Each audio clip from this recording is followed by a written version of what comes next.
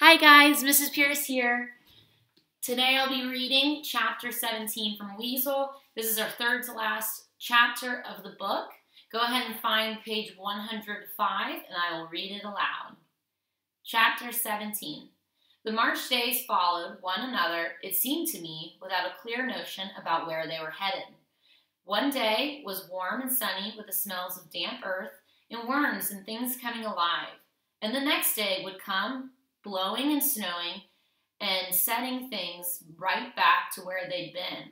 I expect it was like that every year, but I'd never found it so contrary before. Pa and Molly didn't seem bothered by it. They were in high spirits, making plans for planting. Pa had let Molly order flower seeds, and she spent hours drawing pictures of Mama's garden, showing what she'd plant, where, and how it would look. Pa had spent the winter mending harnesses, fixing tools, and sharpening the plow blade, and he was itching to get started. And they talked all the time about the fiddle contest and dance that Colin Whitefield's daddy put on every year on the 1st of April. We used to go every year when Mama was alive, and it was about the most fun of the whole year. We didn't go last April because we were mourning for Mama. But Pa was determined to go this year and see that we had a good time. Molly was busting her britches about it. But I, for my part, didn't feel much like singing and dancing. We planned to leave early in the morning and stay, as Pa said, till the last tune was fiddled and the last dance was danced. "Aren't you afraid of falling asleep on the way home, Pa?" Molly asked. "I always do." Pa laughed and said, "We'll just have to count on Job to get us home. He knows the way better than I do in the dark." The first day of April dawned clear and warm.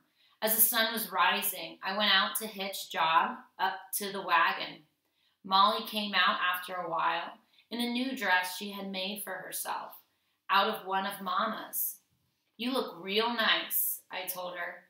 She looked pleased and surprised, too. "Wish I could say the same for you, Nathan Fowler," she replied. "No girl is going to dance with you the way that you look." I looked down at my trousers, which were too short, and my everyday shirt, and shrugged. What did I care how I was dressed? The only reason I was even going to the dumb dance was because Pa would make me go. Anyhow, even if I didn't want to. But I wasn't going to dance with any girls, no matter how much Molly teased. Pa came out looking real handsome, with his dark hair and beard neatly trimmed. Next to his whiskers, his shirt stood out white and clean.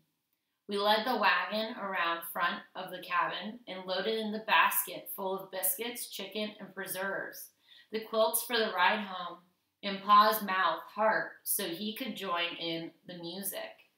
I added some grain for Job, and we were on our way home. Pa let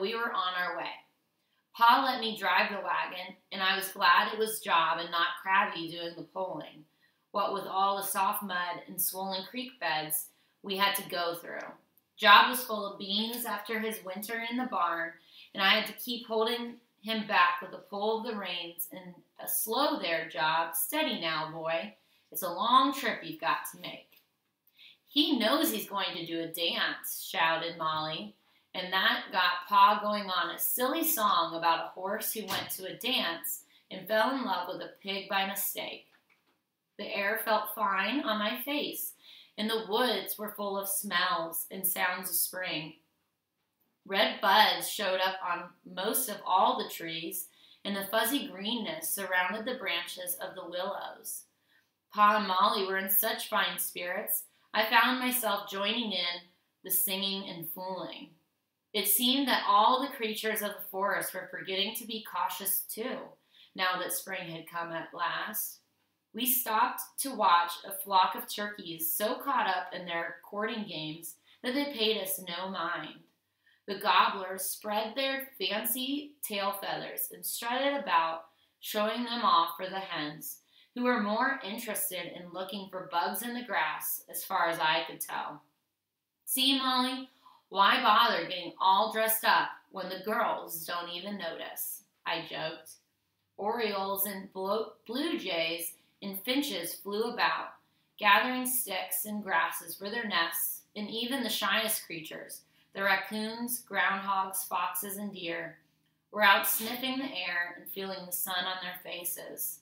I thought I knew how a bear must feel, coming out of his winter darkness into the light.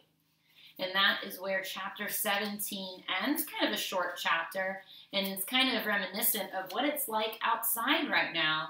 The same kind of Ohio weather as we head out of the winter and into the spring. And when you go to answer some of your questions, it's going to be asking you about some of the figurative language that you heard in this chapter. I hope you enjoyed, and I will see you next time. Bye.